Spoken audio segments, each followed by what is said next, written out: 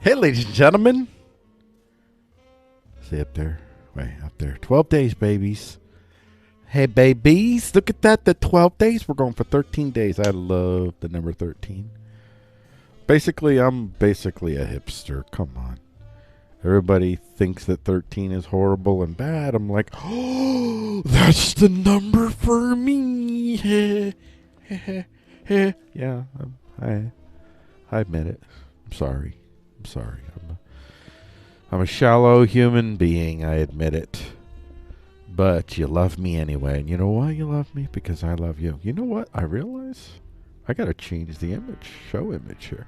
You could see that we got new digs. Can you see this? We have, well, hopefully the net effect is what you'll agree with. You won't go away with the opposite assumption, which you very well might, and that's cool. Well, it's not cool. It would be devastating to me, but I soldier on. Here we go. See, there we go. There we go. There's the image for today's show. First off, everybody, welcome. Welcome to the show. We are about ready to kick into this, and as you can see, or as you can hear, it is 9 a.m. For this week, we are going to do the show 9 a.m. just to see. I'm just going to test some things. I need to do some things every once in a while just to test. And I would actually prefer to actually do a show closer to this time, 9 a.m. And if the numbers are better, if we get more than one view per live listen, that'll be like, well, 2 views would be a 100% increase. That's phenomenal. I'll take that. That'll tell me definitely move to 9 a.m. But I'm hoping that I see something that tells me this, because I actually would prefer to do the shows early in the morning. The only reason I haven't is because I felt like, might not be the best. Well, we'll see. We'll see how it goes, ladies and gentlemen. As usual, though, one thing that hasn't changed, and that is, well, we got a little bit of an introduction to go through, so why don't we hit you with that introduction right now? Warning, the material you're about to be exposed to is foreign to the minds of individuals who are limited in their capacity to understand the actual reality of power around them, just as you and everyone else alive currently are. What you're about to hear are opinions, suppositions, like gospel or scientific proofs, not infallible certainties. Brace yourself for incoming opinions that could confirm or deny your preferential view of the reality of power. Brace yourself for fallible material, fallible opinions, and values reflected, but nonetheless variably firmly held. We do not apologize to anyone who bad. We do not apologize for daring to express our views and impressions upon what we believe is and what we hope to see. We will keep talking so long as we are able. And now, Frico attempts to talk about the news without freaking out. That's right, ladies and gentlemen. That is the general plan. And see, we start off as you can hear, we got this music is intended to therapeutize the fricos, to keep this frico and not that frico. You know what I'm saying? That's the whole plan. It's to get to 13 days. Now, today's show is basically Monday's show, because I forgot like a dunderschloff that it was Memorial Day on Monday, so wasn't going to do a show on Memorial Day, God forbid. So I did not do a show on Memorial Day, and I totally forgot it was Memorial Day. Totally didn't even think about it until really till Sunday night. My wife said, well, anyway, so yes, Memorial Day. So family Memorial Day, So this is the Monday show in essence. So this is how the Monday show will be put together. But it is, you'll see the format is actually going to be the same for the Tuesday through Thursday show. It's just the Monday show, I'm not going to write hardly anything for the Monday show, and that's what you get here. I don't really write anything other than the poem. So get ready, folks. You're in for the greatest ride that I'm going to say could ever imagine. I don't want to say that. I'm just going to say possibly that you could ever imagine. So let's switch gears here. Let's get this ready. So we're talking box wars and love gods for Frico Talks the News on Tuesday, May 26th, 2020. And on this episode, injecting the House of Saud into global Corp power, selling the rentals of the mind, robot surgeons work for the cheap now inside the body, big Corp civil war, FedEx and Microsoft prep for showdown with Amazon, and finally, the last of the 70s love gods, a CinePoetic. So our first segment that we're going to end up coming to is going to be the talk headlines, but I want to talk briefly about how we got here. We got here by going to newsalert.com, the glitz, the odd, the under the radar, the hard to believe news at a glance. And then we went to Obamacare.tv, free market social engineering for the masses. Finally, we ended up at pioneeringnews.com, tech, science, underground news links. And we sent all of those links out over to Frico.com. And from Frico.com, I assembled your songs for the day. And the songs, the song for the day, the news art really for the day, I'll say. I got to start saying that. That's what I'm sticking with. Your news art for the day is, as I said, box wars and love gods. So let's get the first segment recorded right here. Let's get ready in 3, 2. Hold on. Got to make sure we're lined up right here, ladies and gentlemen. Got to get this right. I might turn you down a little bit, though. What do you think? I think I'll turn that down a little bit. There we go. That's a little bit better, right? And now in 3, 2, 1. And this is the talk headline for Frico Talks the News on Tuesday, May 26, 2020. I am Frico with Frico.com, and our top headline is, drumroll, ladies and gentlemen. The headline is, I would write it, Injecting the House of Saud into Global Corp Power. And this is an excerpt from ArabNews.com. Saudi Arabia buys $7.7 billion shares in world's best-known company. Woo-hoo, that's a lot of cabbage, my friend. That's a lot of power and influence. That's a lot of influence over megacorps that have a lot of influence over the citizens of nation states. More power in some ways than the states themselves have. Because the megacorps, especially in America, I don't know how much the gap is between the ability of corporations to violate bills of rights as opposed to the state or not. But let's just say Saudi Arabia not a strong proponent of the Bill of Rights principles in general. So really cool to add this type of influence into the mix of a corporate environment that is already thrown in with extremely authoritarian positions and tendencies. By the way, ladies and gentlemen, just a note here, Hello Kitty is back because we're back to water today. So we got Hello Kitty. Most of the time I should drink water. Water's always the best. It's always the best. And there's Hello Kitty. Not a sponsor, but if we ever have a sponsor, it will be the only one that I would accept. Although I have made an offer for Elon Musk only. Nobody else's money would be good for this. It's got to be Elon Musk. It just has to be. Elon Musk, if you pay me $10 billion... No, I'm sorry. I ain't that stupid. I'm realistic. If you pay me $10 million, I will put Hello Kitty prominently on everything I do on Frico.com, including all the shows, selling people whoever owns the IP of Hello Kitty. Because, that's the reality of power. I got to be realistic. So I will hawk their stuff for free for them, but only because Elon Musk paid me $10 million to do it. That's the only sponsorship that I will, although I will also accept $10 million from the company, but they can only, it's only a month, and that's it. No strings attached other than that. It's just once and done. Nothing after that. Those are my only type of sponsorships that I will ever accept on this show until I become desperate. I'm kidding. Saudi Arabia's sovereign wealth fund has gone bargain hunting during the current economic turmoil, snapping up about $7.7 billion worth of shares in some of the best-known companies in the world. The $300 billion public investment fund bought stakes in global corporate leaders such as Boeing, Facebook. That's so cool. I'm so happy. So great.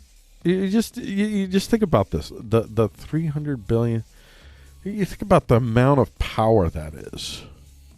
The amount of power that $300 billion. If you could convert $300 billion to human power. So let's say in America, just American human power. Let's say average, whatever, salary. There you go. Whatever. I know I got the typo. Who cares? They did it right. $63,000. $63,000. So let's get a calculator here. All right, come on, calculator. Come on. What you remember when the calculator for Google? What happened to the Google calculator? This is inappropriate. I have to use this primitive calculator? Just give me a standard. Okay. We're doing stuff, folks, for you, the people. So we've got, how much? That's $300 billion. So we're going to say 300. Okay, now we're going to go thousand,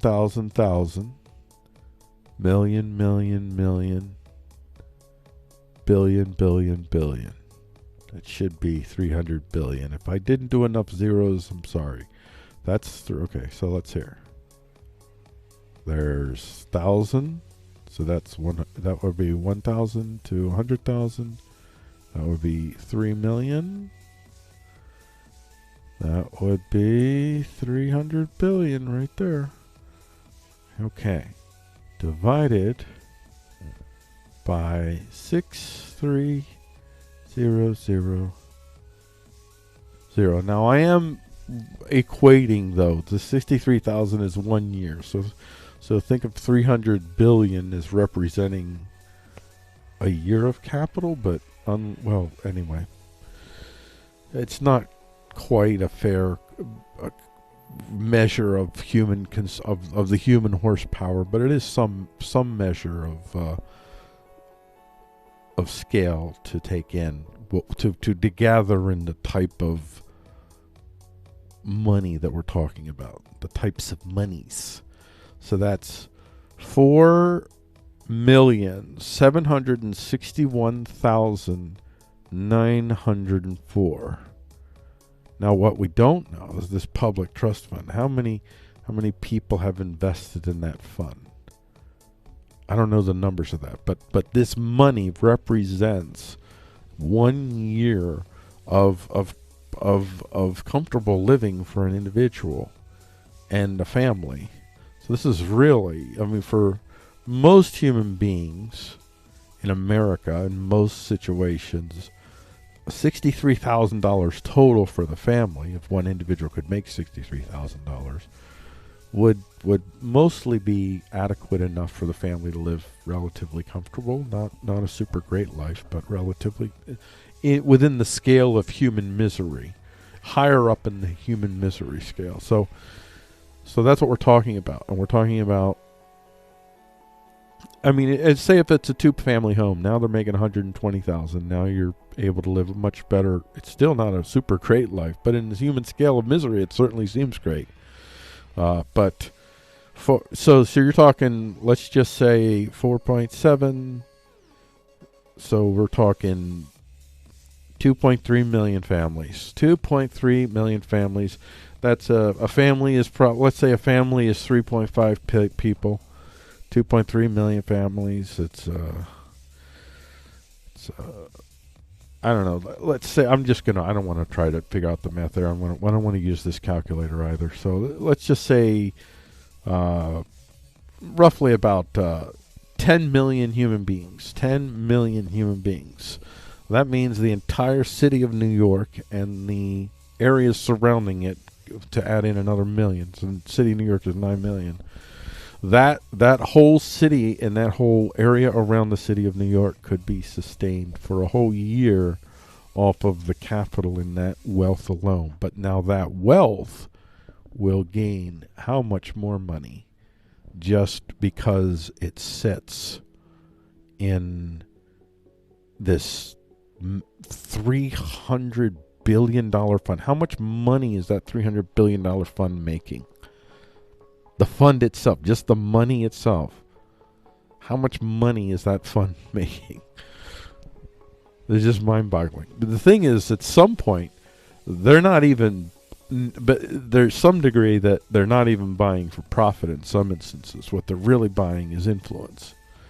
They understand the power of being able to have a significant stake in America's superhighway called Facebook. Oh, yeah. What foreign power wouldn't want that? America would want to do the same and does the same, I'm sure. But it's just the reality of power. It's what you do within this coercive enterprise nation-state model. So they're just doing. I don't blame Saudi Arabia for this. But here they are, literally buying. And what will they will end up, this money will make more.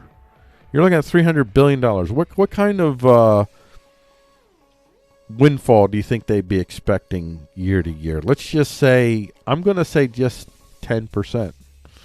That's probably lowballing it, but I'm figuring rate of return they get their dividends and everything, 10%. That's $30 billion. So now instead of 10 million people, we're talking 5 million people. $30 billion, and that $30 billion that could sustain 5 billion people for a year, that $30 billion is going predominantly into the hands of the individuals that already have billions. The billions are just adding to the billions, and the billions make more money than whole cities.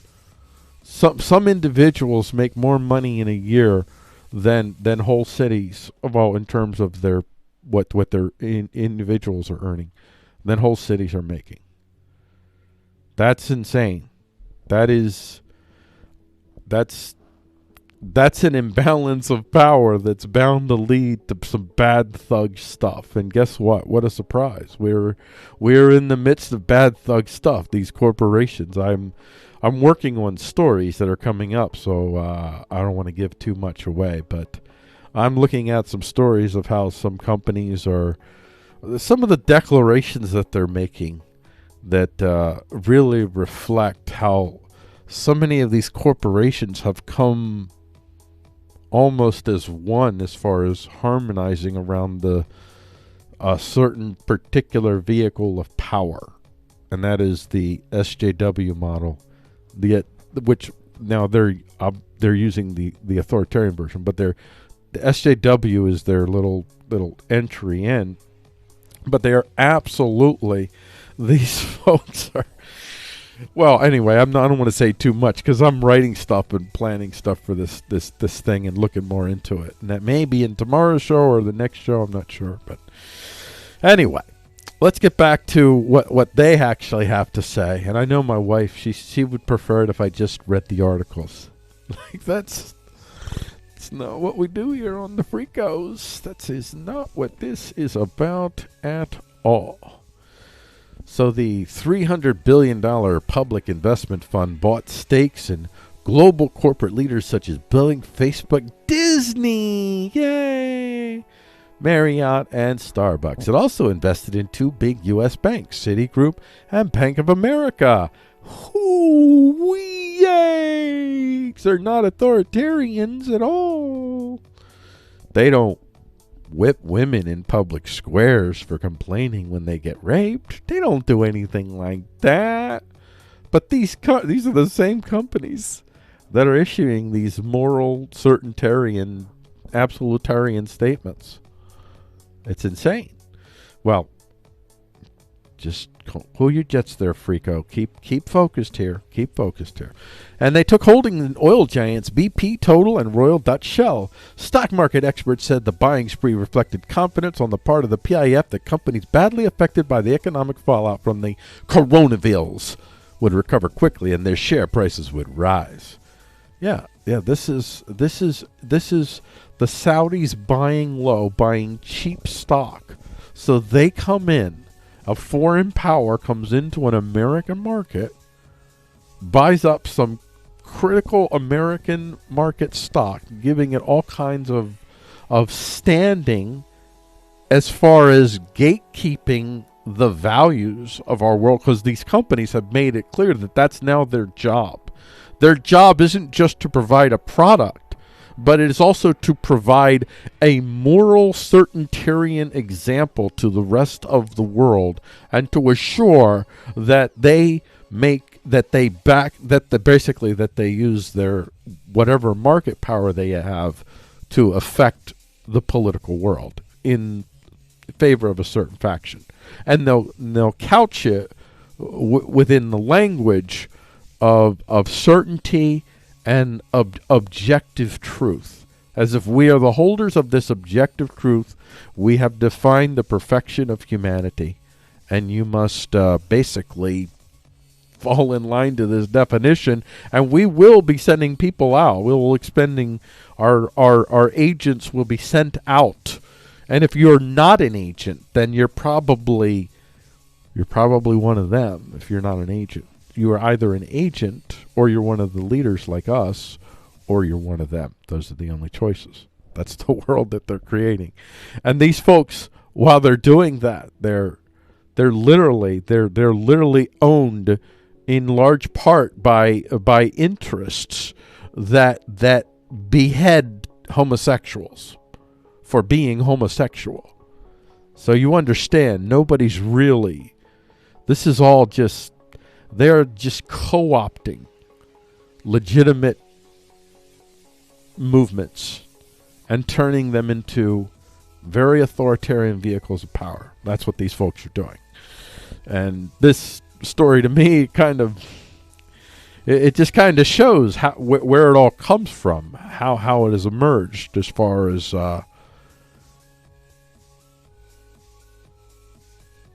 how our corporations have become decoupled from the American standard of this Bill of Rights standard. I know that I drill on this and I think it's really important that I do.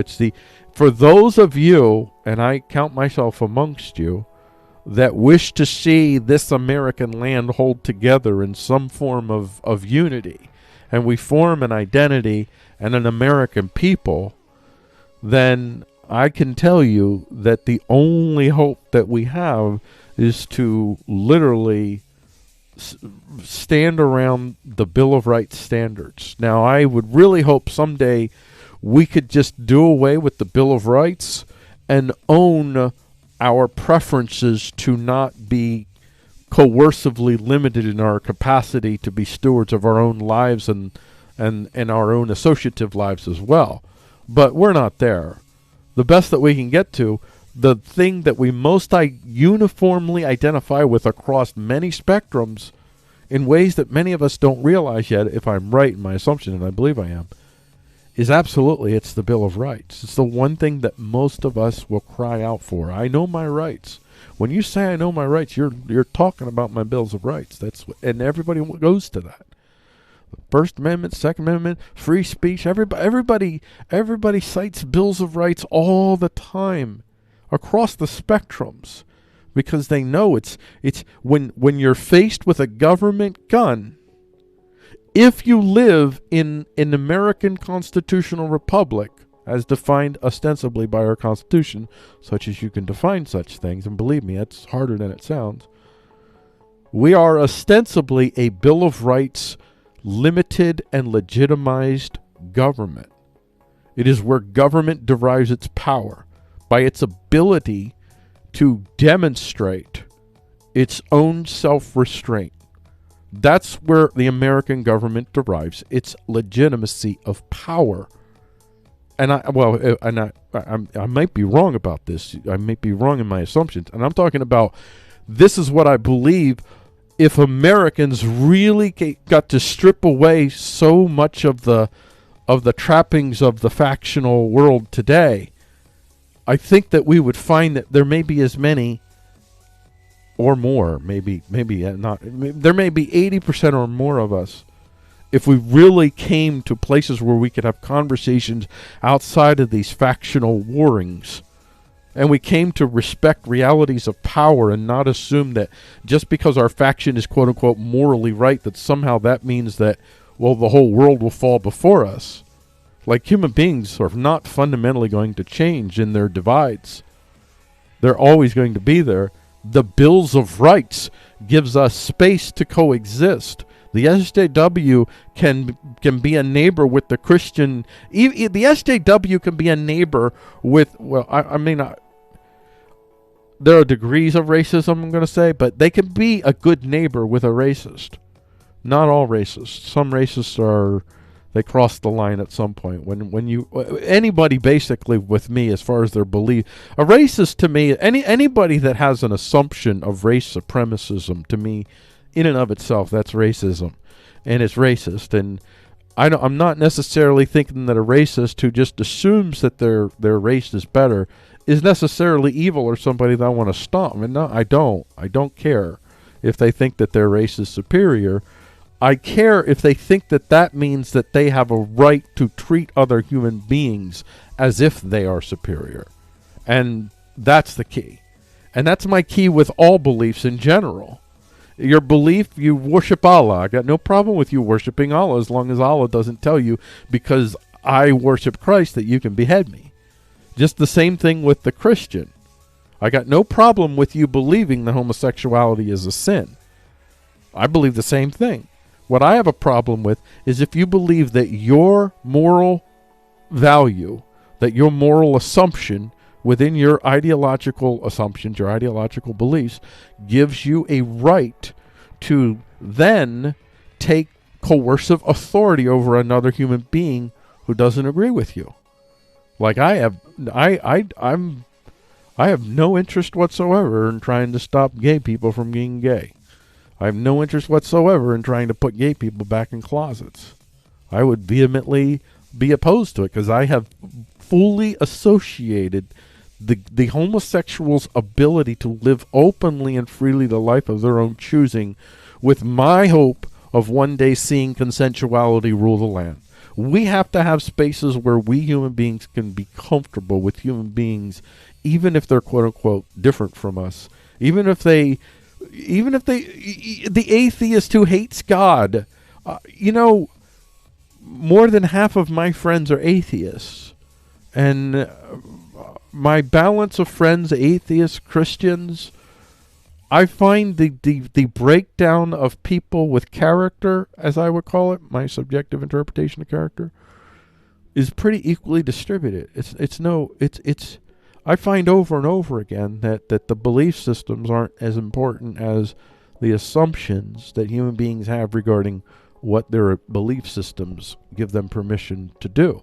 And the Saudis and their interjection into our markets is just another faction within that's highly favorable to seeing the American state cease to be a bastion for openness and quote-unquote liberty, because it counters the Saudi narrative. No, I mean, so many of these factions outside of America, they have long had an interest in seeing the American state can stop being for all of its flaws, the American state is still fundamentally the I don't know how long this will be. It could end any time, but it's still fundamentally the greatest impediment to a consolidation of complete authoritarianism across the world is my belief. And I think people have long from the outside. Now, there have been others on the outside that are following more of the American model that have not wanted that, but there have been plenty of folks that would love to see not America necessarily fall, but America become an authoritarian state like them to legitimize. Because what people don't understand is people think that authoritarianism is like they're authoritarians because they're evil. They're no more, on the main, they're not necessarily more evil than Democrats. Democrats will kill human beings too. It's just that they do believe in a reduced standing for the vast majority of human beings. But they really believe this stuff. Like, people really come to really believe they're vehicles of power. These people really believe this stuff. They think that they're like the SJW believes that they're justified in using coercion and violence against human beings that fall outside of their parameters of what a decent person is. Well, the SJW would be authoritarian. I want to clarify.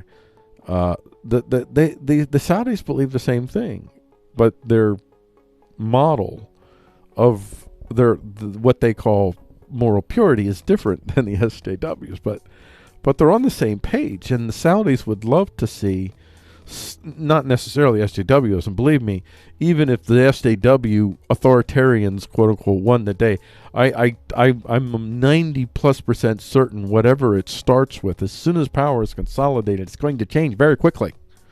It's not going to look anything like what you think it will. But I think the Saudis would certainly love to see this become more about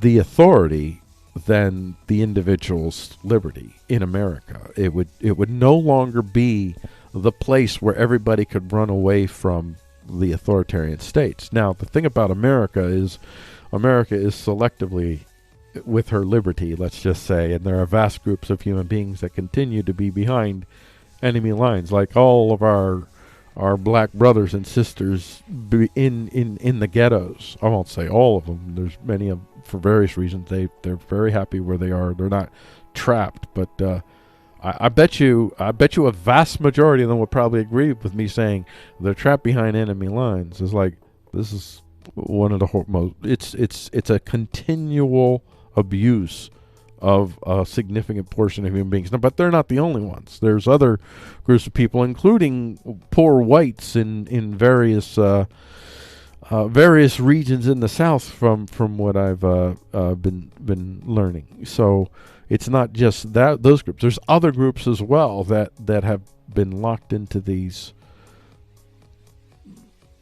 well, containment centers is basically what they are. In essence, they're places to keep people hemmed in, and and it's a shame, because these valuable assets, these human beings that could, so many of them still flower and do great things despite all the adversity, but there's so many of these human beings that we lose, we as an American nation, that we lose opportunities. I'm sure the other nation states around the world are probably just happy with that. What would Black America be if we just changed one little line of code in 1972 or 1970 or 1960, whenever this was originally 64, maybe?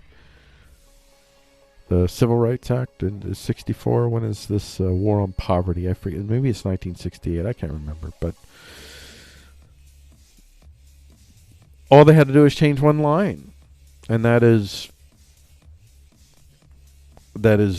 simply husband and wife may receive the full welfare benefits. You don't split up families. They did that on purpose, my friends. They did that on purpose because this was not designed to give Black Americans an opportunity to build communities of their choosing, fruitful, prosperous, secure communities with an abundance of healthy foods and stability and all that.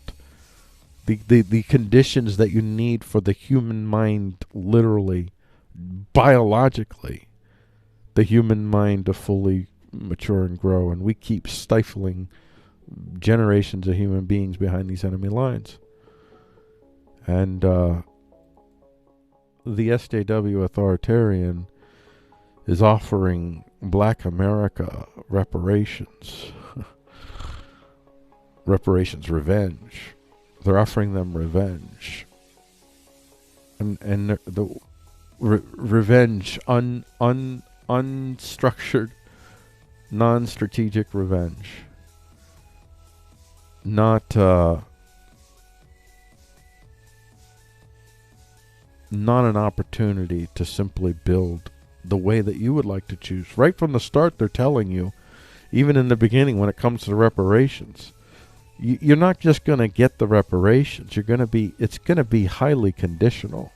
You are going to actually have to also, as a Black American, as a Black SJW American, you will also have to toe the party line to get those reparations. This is about central control rather than what I propose. We've seen you can print money like it's nothing. So let's just do that. Screw it. $6 trillion. Let's take $6 trillion, and I think we should make the ghettos in our cities the first target. $6 trillion for the ghettos. Give them the capital. Give it to the doers. Stop having the Saudis come in and buy influence and tilt us towards authoritarianism that these SJW authoritarians feed off of, and are encouraged by the Saudis to do. Not that they're controlling them. I'm not saying that. It's a very I guess it's an emergent relationship. It's not a I say on the main, these are emergent relationships. These are like finding like, interest finding interest. Not everybody got in a dark room and said, "Let's do this." Oh, it's more emergent. So anyway, I've probably spoken too much on this, but I have changed things. If you notice here for this, even though I did go 30 minutes here on this one story. Well, I don't know. I'm only doing one headline. I'm doing 5 stories here. So I'm going to stop this segment now.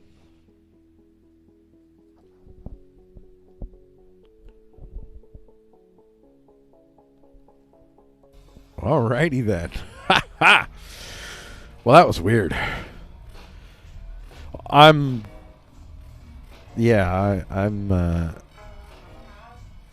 did not do well on that one as far as keeping myself focused and not going down rabbit trails that I knew in advance would require, well, not necessarily require, but in my head would require a lot of detailed explanation. So let's get to the next segment here, which is the dialectical. And we're going to start recording, and you know what? I'm going to turn this down a little bit. There we go. That's good. All right, we're going to start recording in 3, 2, 1. This is the dialectical for Frico Talks the News on Tuesday, May 26, 2020. I am Frico with Frico.com. And our dialectical for today is, my title is, Selling the Rentals of My Mind. And this is an excerpt, this isn't feed proxy. Oh man, I hate those.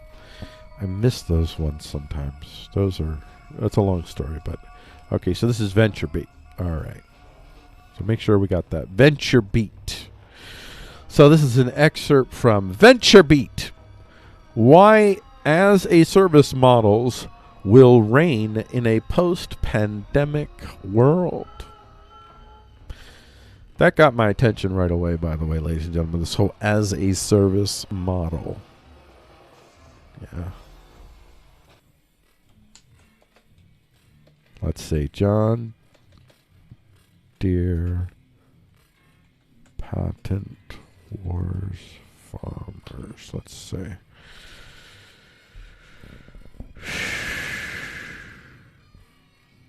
Let's see what we got here. An obscure-sounding legal battle between two of the biggest farm machinery makers is highlighted a race to automate farm work. Or highlighting a race to automate farm work. Deere & Company, the world's biggest tractor maker, is suing rival AGCO Corp over gadgets like seed meters and hoppers that attach to planting machines. Such devices are integral to... Well, okay. So just to give you a little bit of a sense of, I'm not sure. I am not finding anything. This is in let's say, patent farmers hacking. There we go. Let's do that. Where we go? Why American farmers are hacking their tractors with Ukrainian firmware. To avoid the draconian locks that John Deere puts on the tractors they buy, farmers throughout America's heartland have started hacking their equipment with firmwares that's cracked in Eastern Europe and traded on invite-only, paid-only forums. Essentially, John Deere, why this is relevant, is John Deere has basically converted its farm equipment to basically an as-a-service model. In order for you don't just buy, you don't really buy the tractors. You buy access to the tractors, to the equipment. You never really own it. You can't do anything on it. You have to get somebody to do it for you.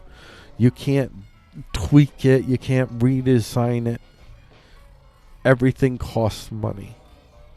And the idea is that they converted from just selling tractors and lawnmowers and whatevers. Now they still do that to consumers, but to these industrial farmers, they're selling as a service. So that's what we're talking about.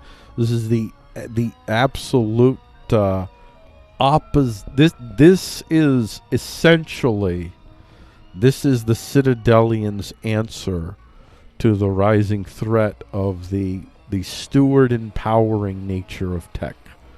This is about artificially capturing tech development, locking it behind these IP patent. They're essentially they're digital safes that hold property, valuable property, whose value comes in the knowledge that at the end of the day, if you violate the property claims, somebody with a gun will kill you.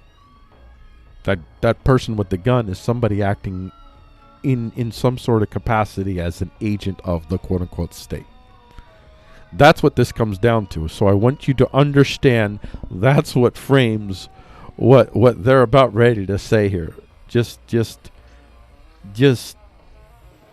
so much here. This is one of these parts where maybe I don't freak out. Why as-a-service models will reign in a post-pandemic world. Adapt both your product and your experience. So, what do CEOs need to reimagine in their business going forward as we enter a new XaaS-powered world? First and foremost, the Coronaville era is a direct-to-consumer world where you may be literally bringing your offering right into the consumer's home. For B2B, that means an acceleration of the consumerization of the enterprise and often means a self-serve experience with a consultative sales model. Your offering needs to be consumable over the internet. Not only do your products need to be available as a service, but so does your experience. Some call it experience as a service. Some call it IP patent hoarding guised as a service. What would you rather have? Would you rather be able to buy the hard copy of your video game or have to buy what's in essence a lease to your video game that you have to continue paying for? Come on. We would, on the main, rather have the hard copy. Now, many of us would rather we want a hard copy version, but we'll also, for various games, we might do the other as well, but we want that hard copy. We want something we tangibly own that's ours. And they don't want us to have that anymore. What they want is as much as possible. They want to create opportunities for IP and patent lockdowns, essentially. The opportunities to put ideas in metaphorical safes. Metaphorical safes protected by very real lethal weapons in the hands of agents of the state. That is essentially where they're talking about moving everything. That's what they would prefer. That would be the methodology that they believe would prevent us from being able to create on our own. How do you control 3D printing? At some point, you're going to see countries that are going to start talking about licensing for 3D printers. Not everybody will be able to have 3D printers.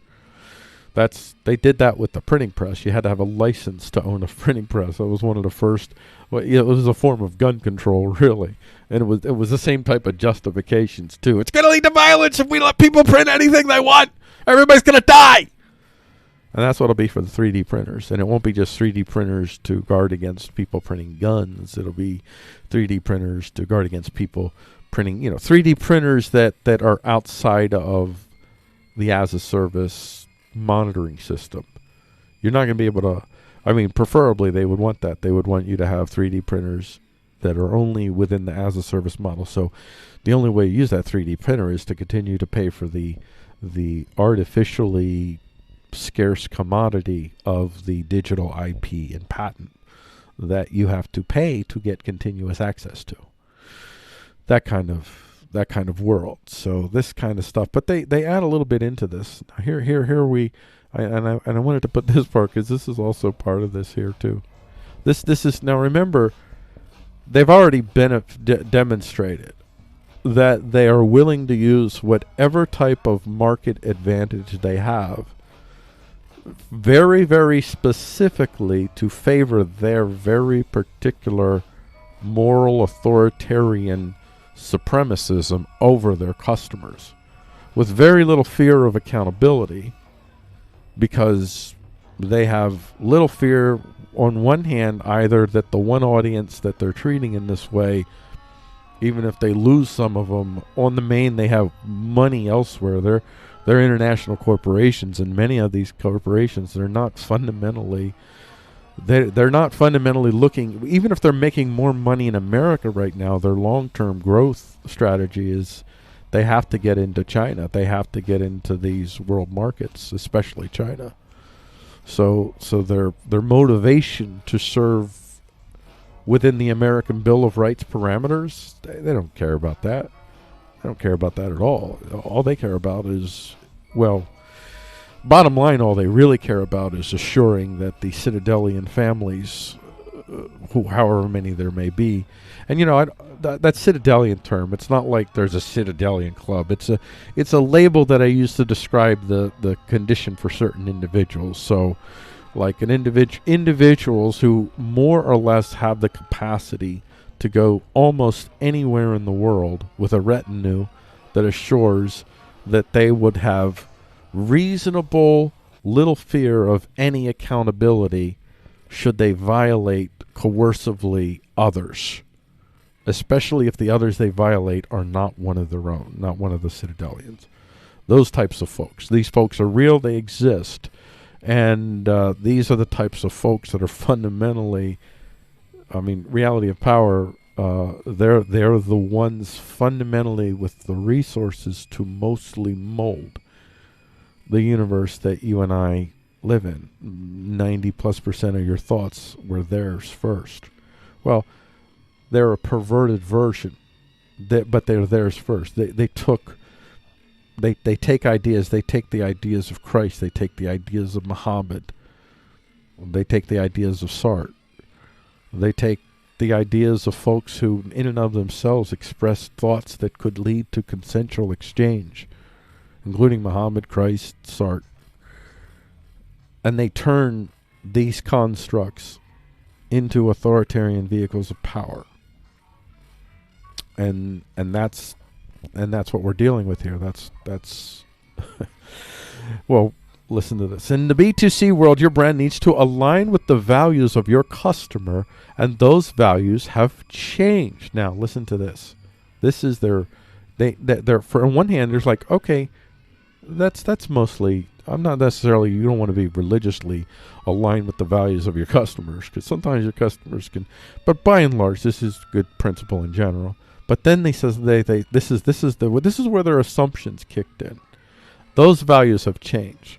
Now what they are assuming now is that they now have, well, you'll see coming up here, that not only have the values have changed, but now they know what they are. And now they have the new values parameters that you have to make sure that you reflect. This is what this is.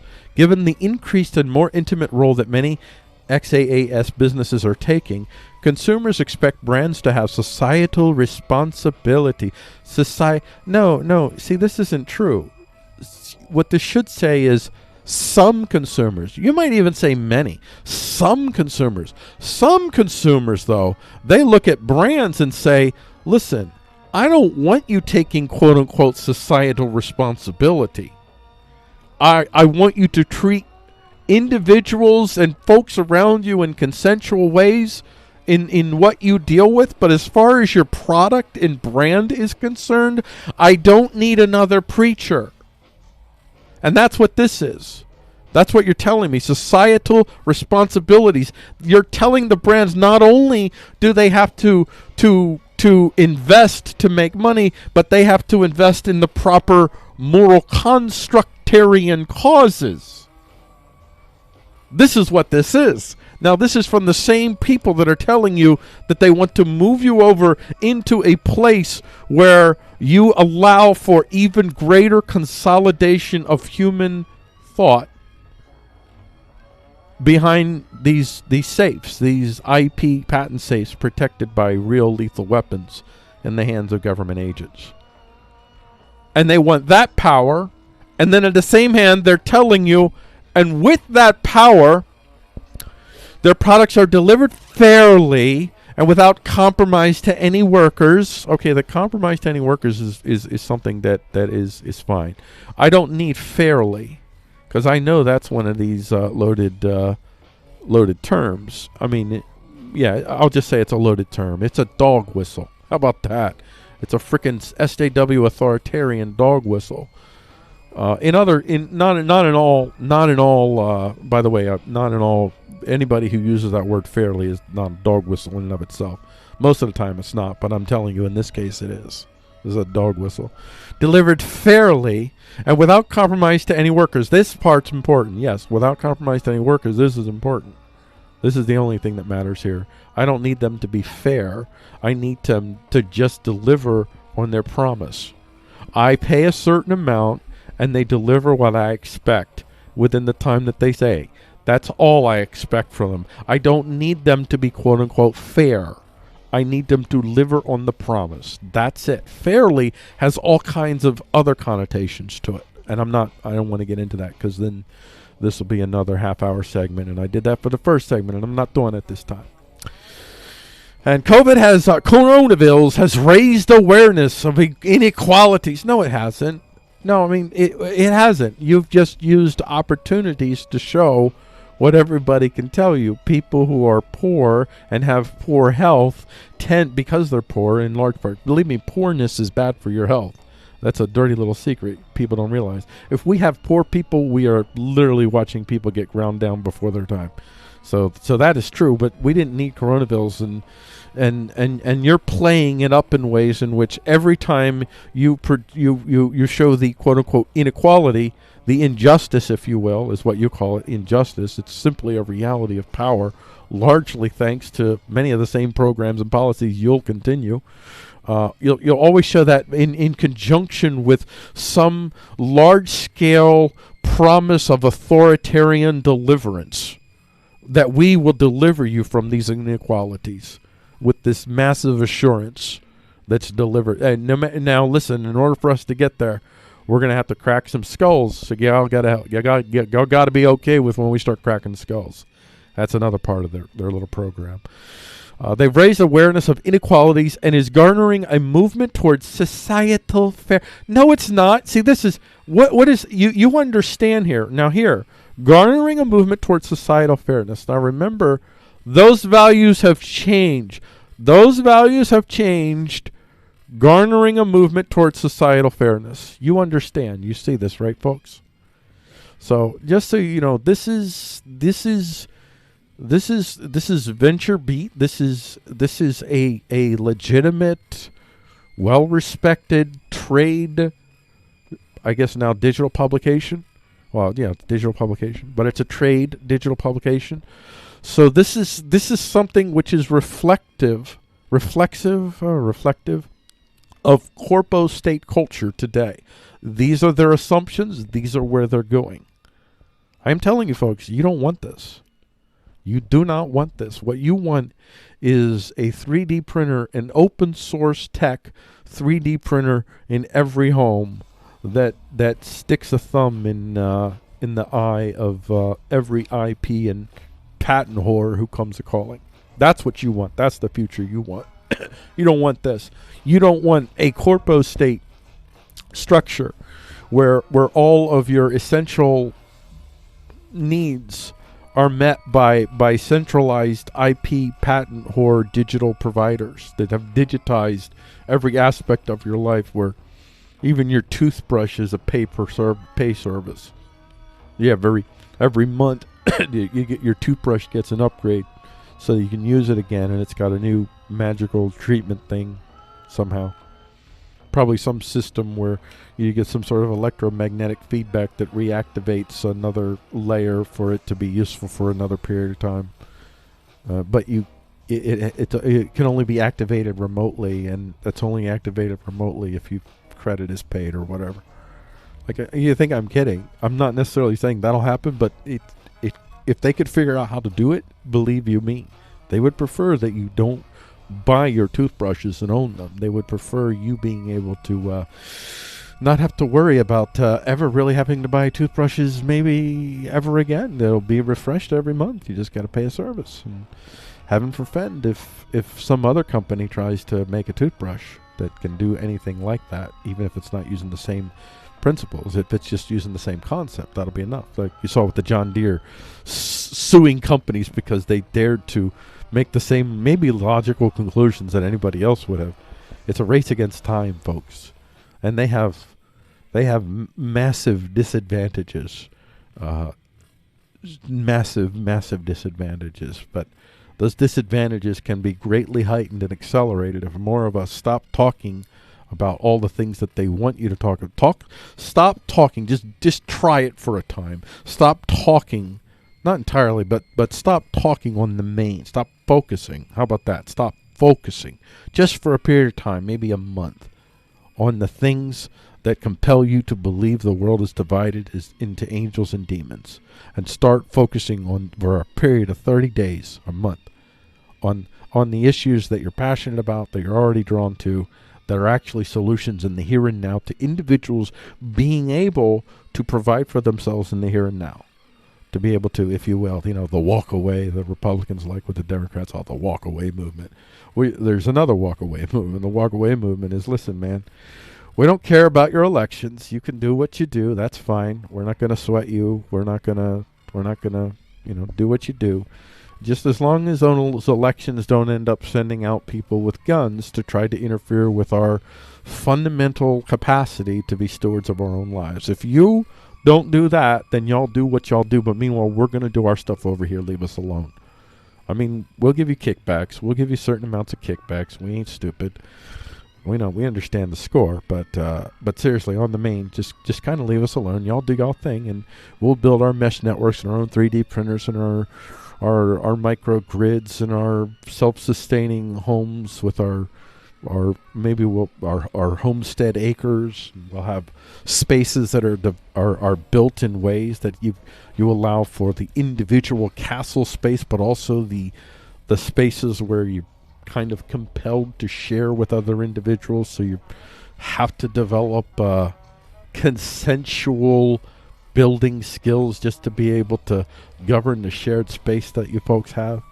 Like stuff like that. There's things that we could be doing here and now. And you keep listening to the show, because I'm going to keep sharing these ideas as we go along. And eventually we're going to have something called the Action Batsa Party.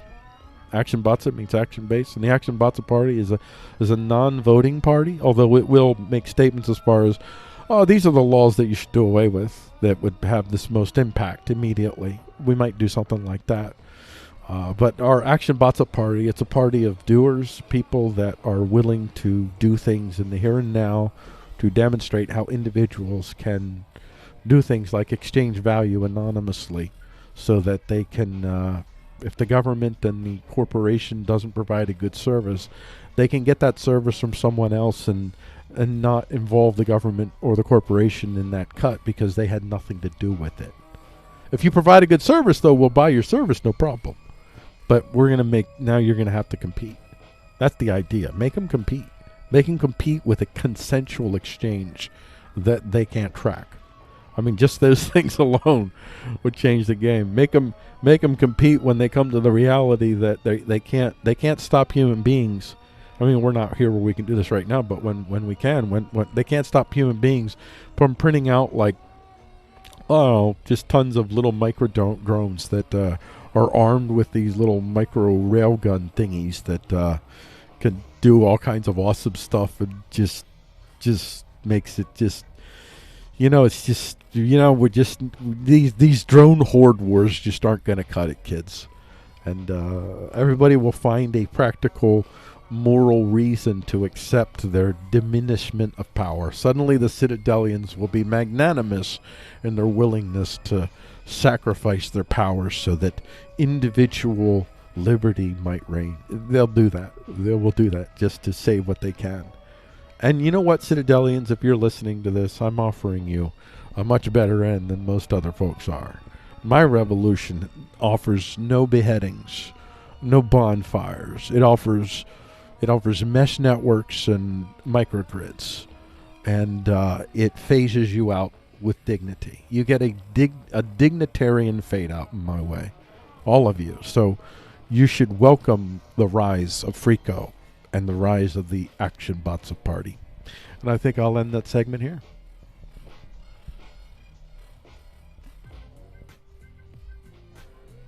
All right, let's get ready to record this next segment. And this is the last segment, and is the talk focus. So let's get this recorded here in 3, 2, 1. This is the talk focus for Frico Talks and News. My name is Frico with Frico.com, and today's date, I didn't mention that. That's terrible. You didn't do your thing right, sir. That's a fail. The date is, of course, it's Tuesday, May 26th, 2020. And our focus for today is robot surgeons work for the cheap now inside the body. This is an excerpt from news-medical.net. Researchers develop a low-cost system to track flexible surgical robots inside the body.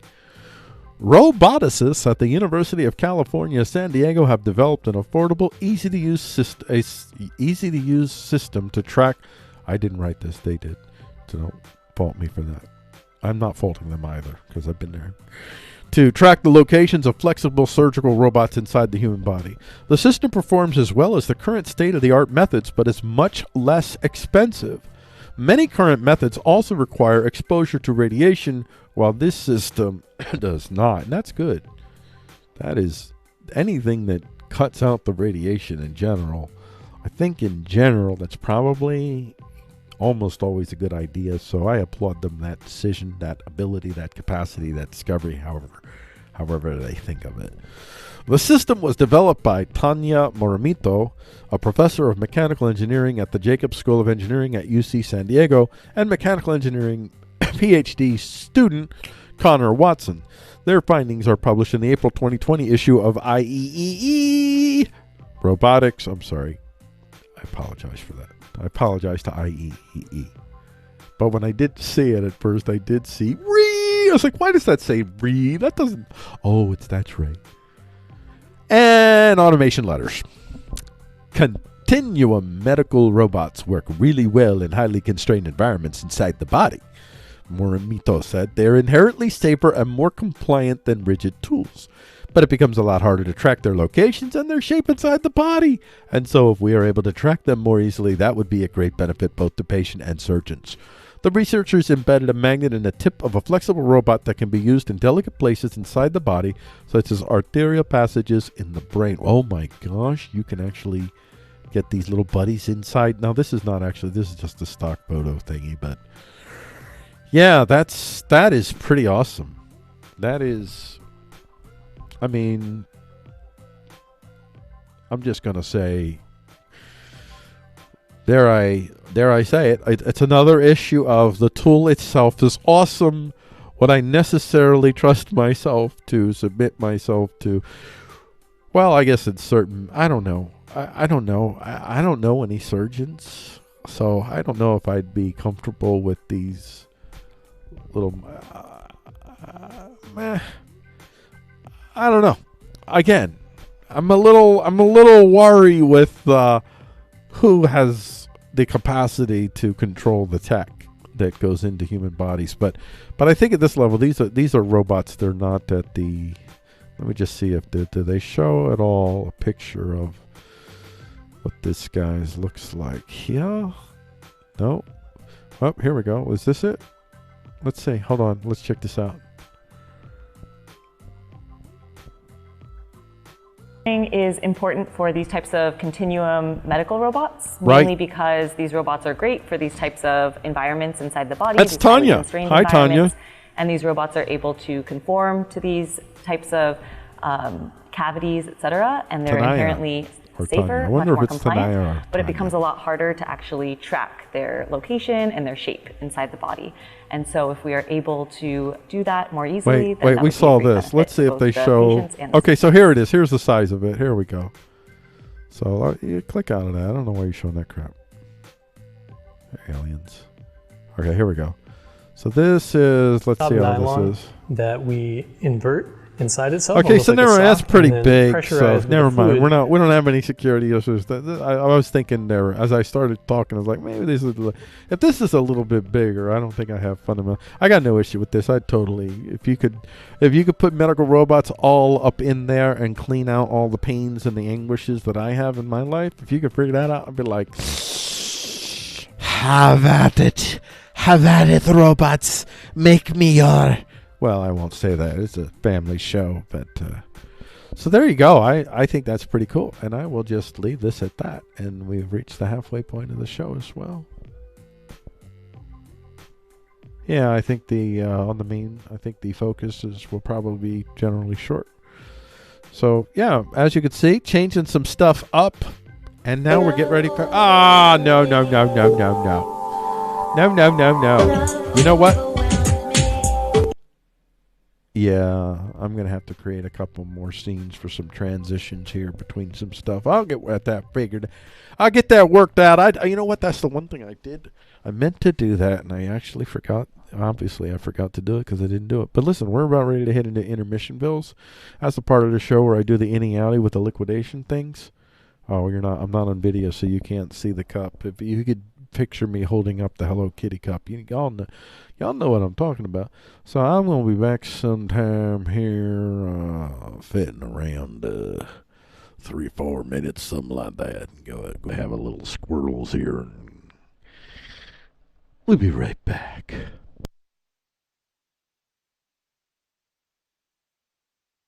Love overwhelmed me.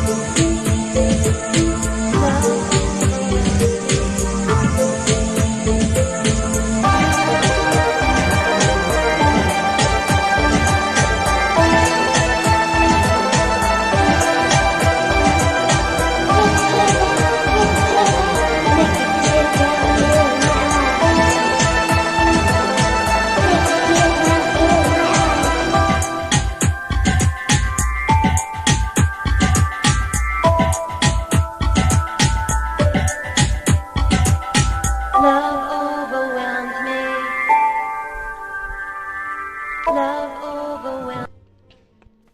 Yes, love overwhelms me, and yet here I am, I have returned. Ladies and gentlemen, I return to you even now. Uh-oh. So I'm back after that long and well-deserved break. working in the coal mines for 15 hours. No, I was just talking a few minutes, really, in the scheme of things. Hard life I live. I know that. I know that. Hard life. What a life of privilege. Privilege. I could go on about that, but I won't. Let's get ready for the next section. The next segment we're going to do is going to be the news poem. So it's oh no, the talk feature, that's right. That's right, I have this wrong. Darn it.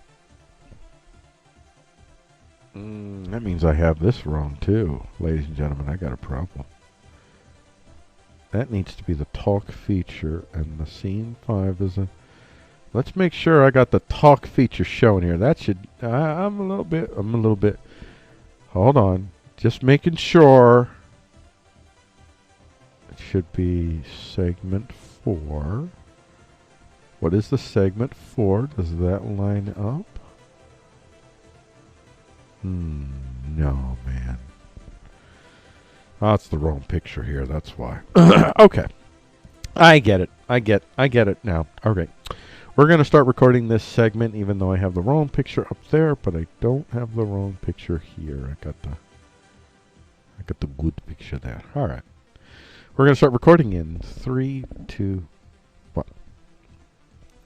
This is a talk feature for Frico Talks the News on Tuesday, May 26, 2020. My name is Frico with Frico.com.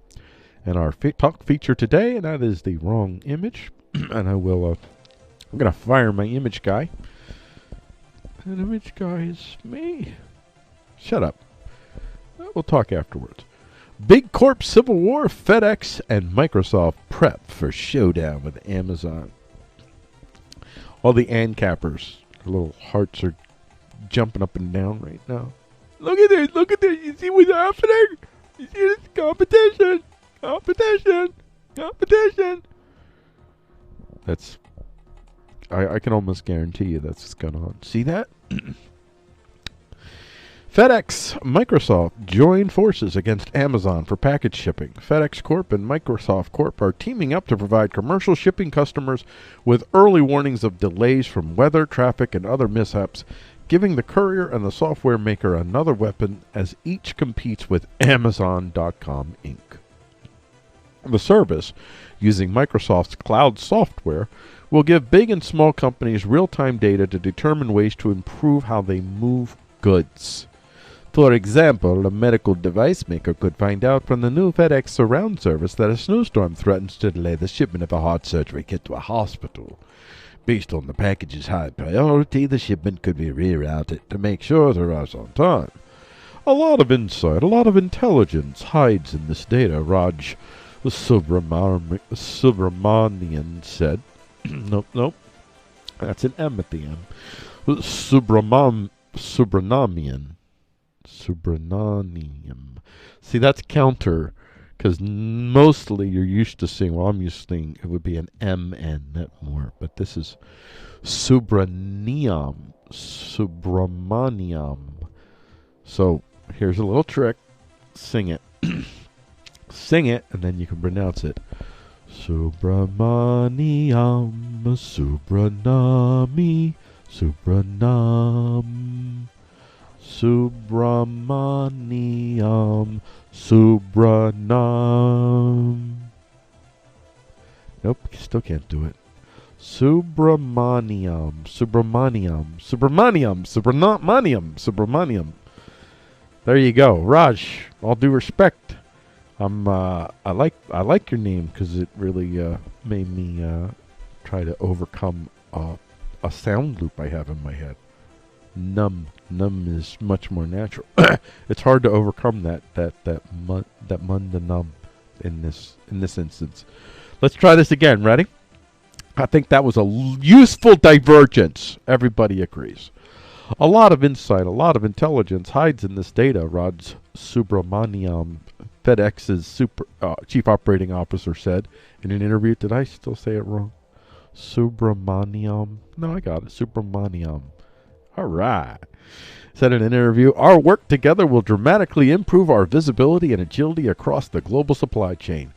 FedEx, which pioneered package scanning and tracking more than 4 decades ago, wants to attract commercial customers by providing tools that many companies can't develop themselves, in part because commercial deliveries often involve more than one package. That business is more profitable than residential service. So we are talking about, yeah. What they're really talking about is giving, in essence, you could say, maybe possibly, companies the power to compete with Amazon.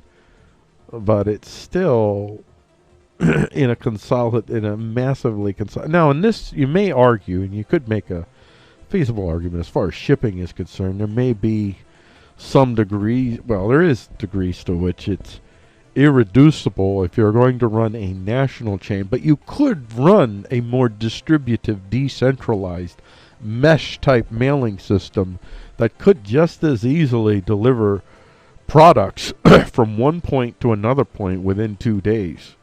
Free shipping. Well, I mean, people are going to pay, the businesses will pay for it, but for the customer, free shipping, and still deliver overall price that is comparable with what they can get at stores, because magic. Whatever, do it. I mean, I'm all for a mesh delivery system, but they don't want to. This is consolidated, centralized power, highly vulnerable, centralized hubs. Really, really cool. We've done really well with this through coronavirus. Nobody's suffered any kind of massive shortages at all. None. It's been great. The service, using Microsoft's cloud software, will give big and small companies real-time data to determine ways to improve how they... Oh, I already read all this. Okay, so I guess that's it. That's all I got to say. That's... regarding the whole... Well, I kind of somewhat did address the whole ANCAPers are like, see, this is the free market. It's just like the free market. I tell you what, if you really want a free market, then...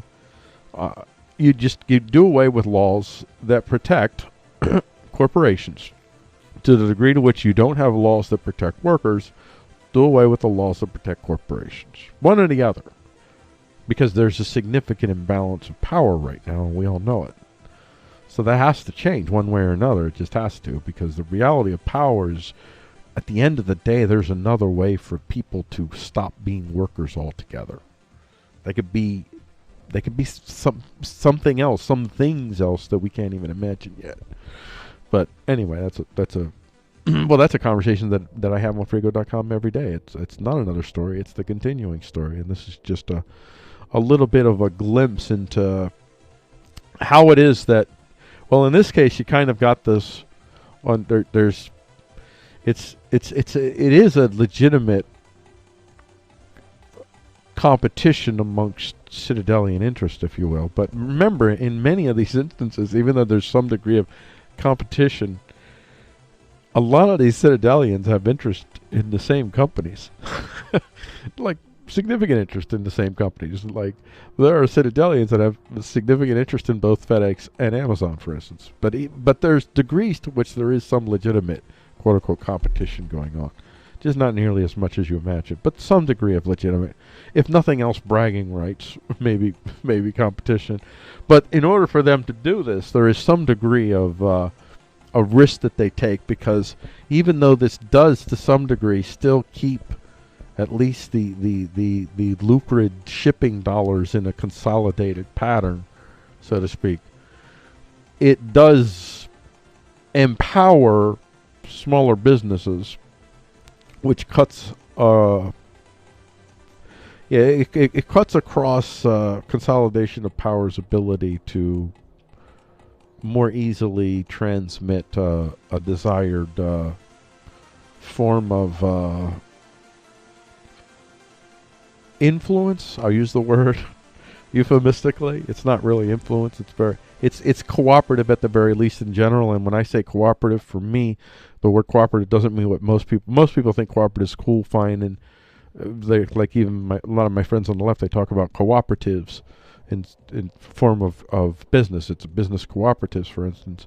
I don't like the word. I have no diss for people who like the word, but for me, when I use the word cooperative, I really view cooperative as being, or cooperation in general.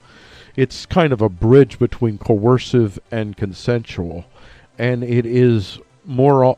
It maybe sometimes tends to lean more towards consensual, sometimes more towards coercive, but on the main, I view it essentially, overwhelmingly, as just a more polite, secondarily, tertiarily removed form of coercion, where the coercion isn't so obvious. And one of the ways that you hide the coercion is by simply limiting real options, especially when most of the few options that you have are largely walking essentially lockstep in whatever codification that the powers that be have kind of decided on. So there, I'll just end it with that. For now, I'll just end it with that. Coming up next is the last segment of the show. That is the news poem. Brace yourselves, ladies and gentlemen. You are sure to get a kick off of the news poem, which I'm not going to... No, I'm going to tell you the title. Of course I am. Come on, man. I'm desperate for you to hang on and listen to the last segment.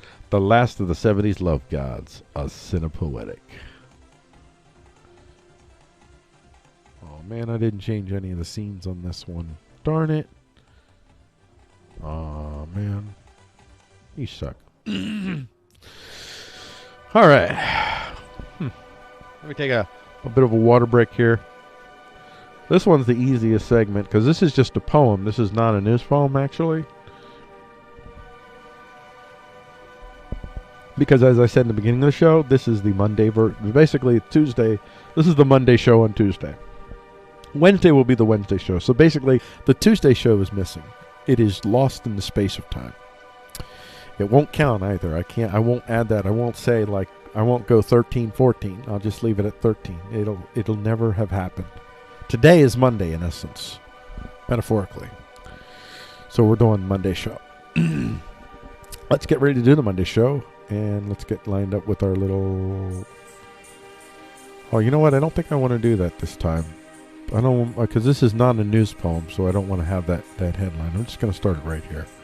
All right, and 3, 2, 1.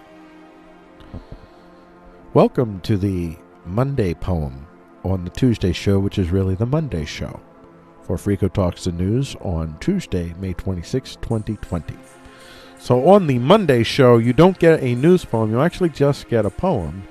And sometimes you'll actually get a poem that I may have written 20 years ago, because I have a lot of poems. And some of them are kind of relevant to today. Well, at least I think they are. You might not think so, but this one I actually ended up just kind of one day I ended up writing it recently, and so this is going to end up being the news poem for today, which is the last of the 70s love gods, a CinePoetic. All right. Now, for me, a CinePoetic is a poetically kind of cinematic poem, cinematic thing. It's like a film poem or something, sort of. So, well, hopefully I pulled that off. But if I didn't, I apologize for nothing. The last of the 70s love gods, a CinePoetic. I put my 2 cents on the counter and draw a breath from you as if you were destined to fall asleep under the shade of a tree I planted long before we ever met. Things like that. The leaking.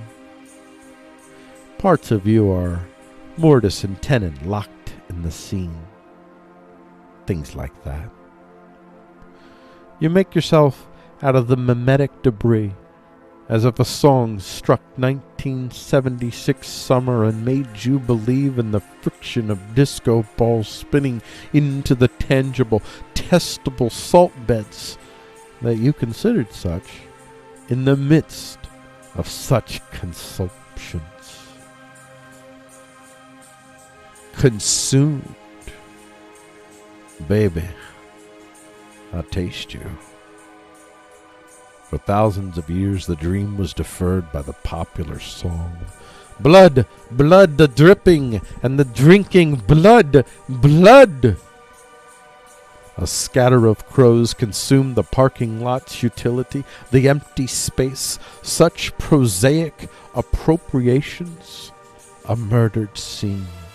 Blood, blood, the taste, the veneer of the bell-bottomed purple shock. My pants are the electric beats themselves. Come, test my flow. And so you go. You remember the leaking?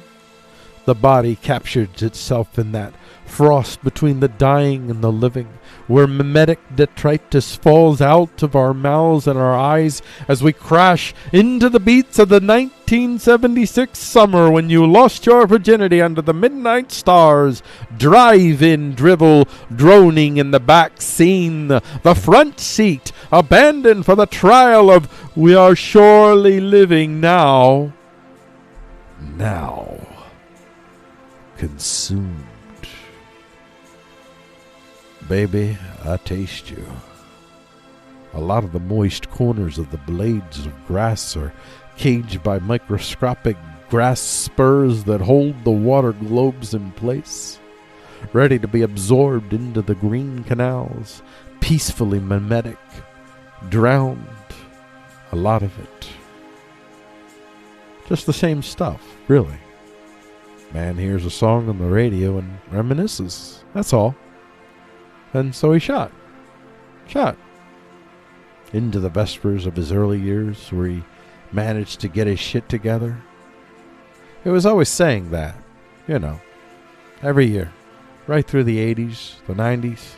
The fin de siècle passed without a pause in the whole mentretic bloom, such as that is. Bloom, deciphered, deterred, a body floats down the river. It's the end of the scene. The summer of 76 dances in the black strands of unlit water behind the bloated form. Another useless suicide on my day off. Into the wagon, back home. Someday, I'm going to get my shit together and get out of this racket altogether.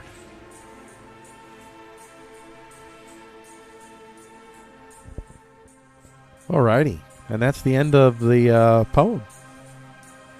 That's it. Sorry. I got no more to say. Alrighty, ladies and gentlemen. There you go. That is the show. Frico Talks the News in its completion. I think that this was a good, I guess in essence, a first run of the Frico 2.0. Now, I can tell you, though, that because I did not do a show yesterday, I will not reach peak show until next Tuesday, not next Monday. So next Monday will be the second best show of all time that any podcaster ever created. Next Tuesday will be the best. Just so you know. And then after that, then next Mondays will move into third. But you get that. I'm sure you get that. I'm realistic. And we're at the end of the 8 weeks come next Monday's show. So that's what we have to look forward to, show. So, folks, I thank everybody who's joined me here. And if I've said things that have made you think that I should literally be stoned to death, I hope you can see it in your heart to eat a bag of... No, just kidding, man. Just kidding. Come on, we can hug this out. If we can get down to the brass tacks, if we can frame things within bills of rights, we can come to some places where we can all at least have our spaces where we can fundamentally be able to live lives of our own choosing. And that does mean that you're going to have to surrender your moral certaintarianism, as are the other factions as well. The only moral certaintarianism that belongs in the public square, be it corporate or state, is the Bill of Rights. That's it. That's the only moral certaintarianism I want to see from any of those entities.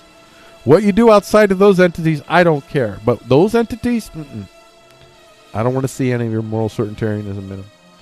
Fundamentally.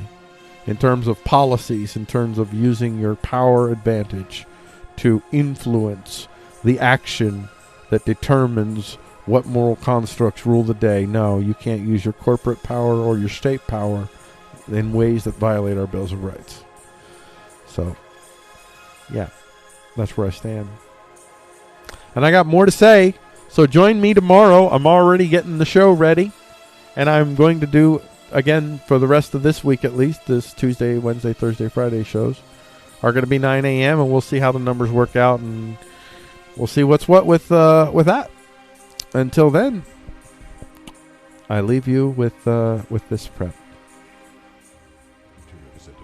Remember, your views, your suppositions do not make you subhuman, nor do they permit you to subhumanize others. No humans were harmed in the making of the show, and we extend no wish of harm in anyone who hasn't directly harmed or threatened to harm others first, no matter how reprehensible we find your views. We'll see you in the next Frico Talks, where Frico attempts to talk about news without freaking out.